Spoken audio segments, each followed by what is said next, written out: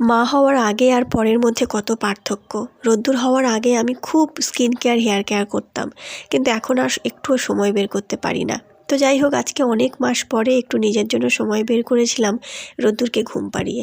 ভেবেছিলাম হয়তো একটু ঘুমাবে, সেই সুযোগটাকে আমি কাজে লাগাতে চেয়েছিলাম, কিন্তু সেটা আর কাজে দিল না।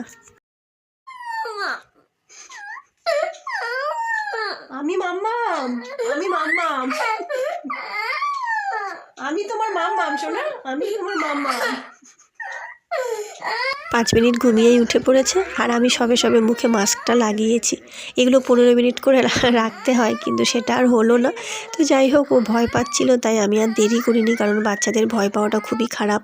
ওদের মনের মধ্যে একবার ভয় চেপে গেলে সেটা বের করাটা খুব চাপের হয়ে যায়। আর মা হিসাবে আমি কখনোই ওর ক্ষতি চাই না, তাই আর কি স্যাক্রিফাইস করলাম। মাদের কত রকমের স্যাক্রিফাইস করতে হয়, এটা তো সামান্য।